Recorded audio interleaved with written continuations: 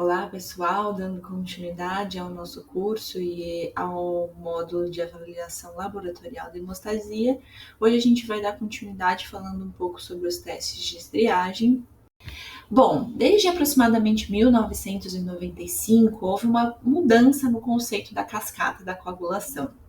Nesse novo conceito, agora, foi falado sobre a participação de células na cascata. Então, células ativadas que expressam fator tecidual, como o fibroblasto e monócitos, levam a uma ativação do fator 7 e a uma iniciação da geração de trombina.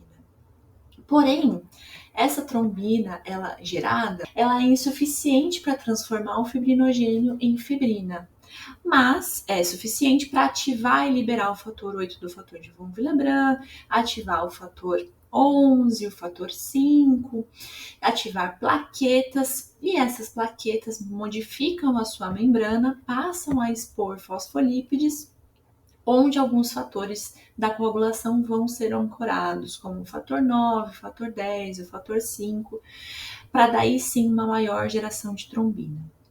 Com essa maior formação de trombina, é possível e é suficiente para transformar o fibrinogênio em fibrina e também ativar o fator 13, que acaba formando e deixando uma fibrina mais estável. Porém, no laboratório, a gente ainda utiliza a antiga cascata da coagulação. Então, a cascata é separada por via intrínseca, extrínseca e comum. Começando pela via extrínseca, então, nessa via a gente tem uma ativação do fator 7 pela adição de fator tecidual e fosfolípide. Esse fator 7 ativado leva a uma ativação do fator 10, que juntamente com o fator 5 ativado, leva a uma ativação da protrombina em trombina. E essa trombina transformará o fibrinogênio em fibrina. Já a via intrínseca da coagulação é iniciada pela ativação da pré-calicreína em calicreína na presença de cininogênio de alto peso molecular. Essa calicreína, então, ativa o fator 12, que ativado ativa ainda mais a pré-calicreína e também o fator 11.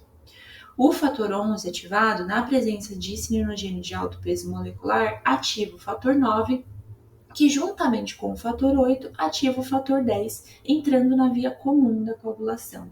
Ou seja, o fator 10 ativado, juntamente com o fator 5, transforma a protrombina em trombina, que transforma o fibrinogênio em fibrina.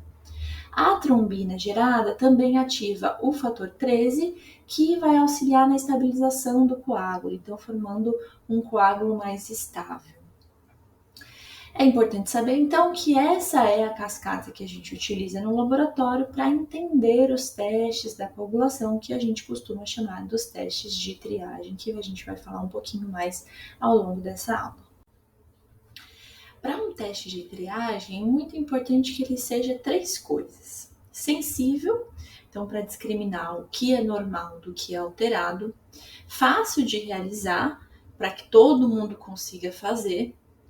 E barato, para se tornar uma coisa acessível e ter disponibilidade, né? Então é importante que tenha um custo baixo. O objetivo de um teste de triagem é demonstrar se os fatores da coagulação estão normais ou não. E em caso de sangramento, qual é o fator que está deficiente nesse paciente? Em um laboratório de hemostasia, nós temos 3 principais testes de triagem, que são o TTPA, ou seja, o tempo de tromboplastina parcial ativada, o TP, tempo de protrombina, e o TT, que é o tempo de trombina.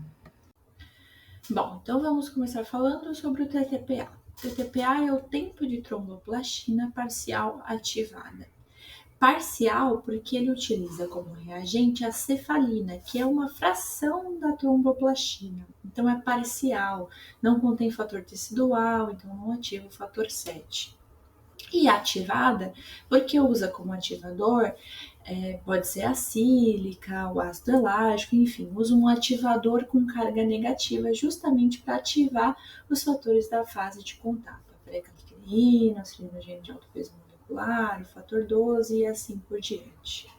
O TTPA ele pode ser usado para avaliar uma deficiência dos fatores da via intrínseca, da via comum, e uma monitoração da heparina não fracionada. Então, se eu tiver um R entre 1,5 e 2,5, significa que esse paciente está corretamente anticoagulado com heparina não fracionada. Esse teste ele possui uma alta sensibilidade para os fatores da fase de contato, fator 11, fator 9 e o fator 8, e uma sensibilidade um pouco menor para os fatores 10, 5, 2 e fibrinogênio. E nesse caso, ele ser menos sensível não significa que ele não detecta esses fatores, apenas que não pega tão facilmente a deficiência deles como dos fatores que ele possui uma alta sensibilidade. E como funciona uma reação do DTPA? Bom, eu preciso de um plasma citratado, que foi corretamente coletado e centrifugado, de acordo com aquilo que a gente já comentou na aula de pré-analítico. E a esse plasma citratado eu vou adicionar uma cefalina juntamente com um ativador. No nosso laboratório, a gente utiliza a sílica como ativador de carga negativa. Essa mistura é incubada num banho-maria a 37 graus durante 2 minutos para ativar a via de contato. E posteriormente é adicionado o cálcio para induzir, o cloreto de cálcio, né, para induzir a formação do coágulo. A partir do momento em que esse cloreto de cálcio é adicionado na mistura, se marca o tempo de coagulação. Os resultados de TTPA podem ser liberados de duas formas: o tempo em segundos, então tempo de coagulação, ou também a relação dos tempos. A relação dos tempos é a razão entre o tempo do paciente pelo tempo normal, sendo que esse tempo normal é estabelecido a partir de uma média geométrica de mais ou menos 20 indivíduos normais. Então, é feito o TTPA desses 20 indivíduos e a média geométrica é utilizada para calcular a relação dos tempos. Já o TP, ou tempo de protrombina, é um teste que pode avaliar a deficiência dos fatores da via extrínseca comum e também uma monitoração de drogas antivitamina K. Então, se ele tem um INR entre 2 e 3, significa que ele está anticoagulado. Esse teste possui uma alta sensibilidade para o fator 7, fator 10, 5 e 2 e uma menor sensibilidade para o fibrinogênio. A reação do TP é um pouco mais simples e rápida que a do TTPA. Então, eu pego o meu plasma citratado e adiciono um reagente único contendo tromboplastina, fator tecidual e cloreto de cálcio. A partir do momento em que eu adiciono esse reagente, eu já começo a marcar o meu tempo de coagulação.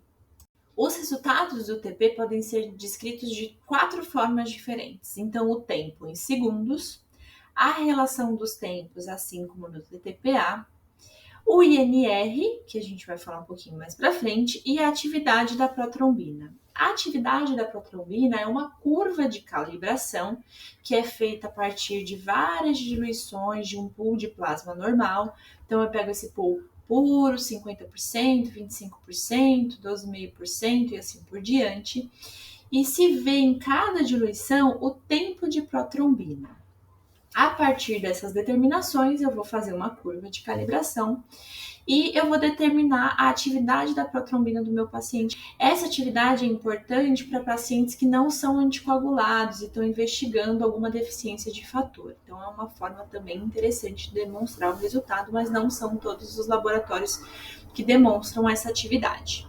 Uma das formas de descrever o resultado do TP, então, é através do INR.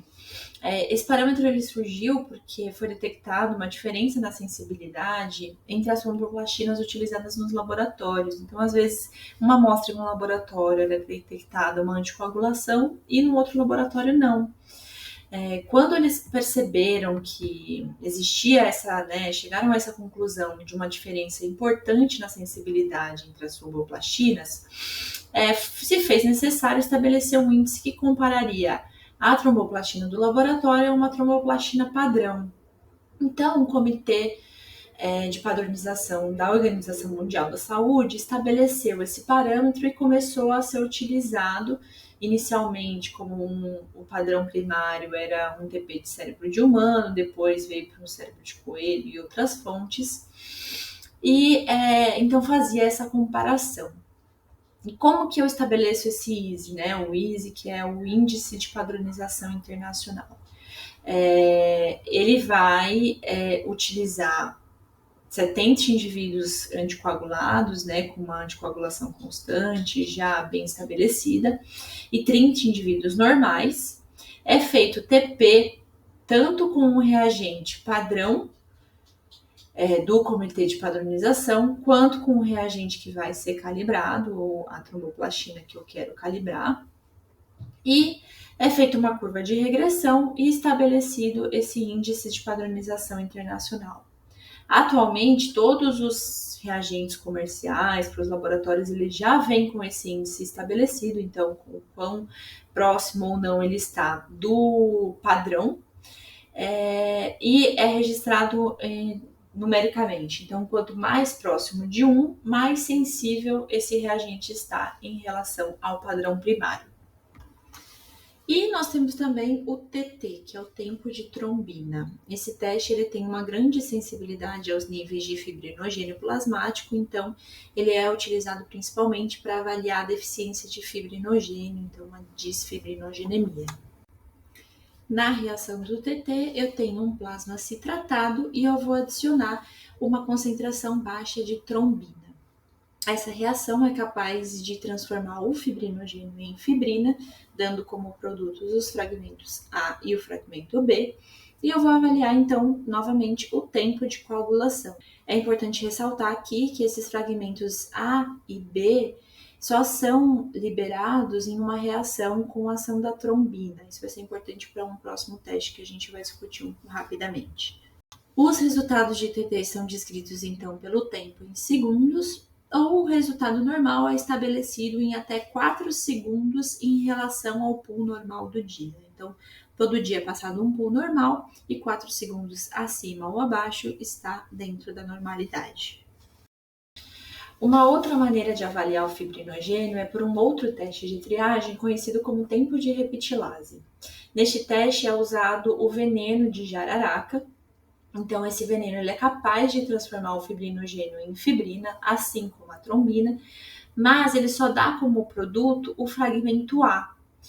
Então, esse tempo de repetilase ele é muito utilizado para saber se há ou não heparina na amostra.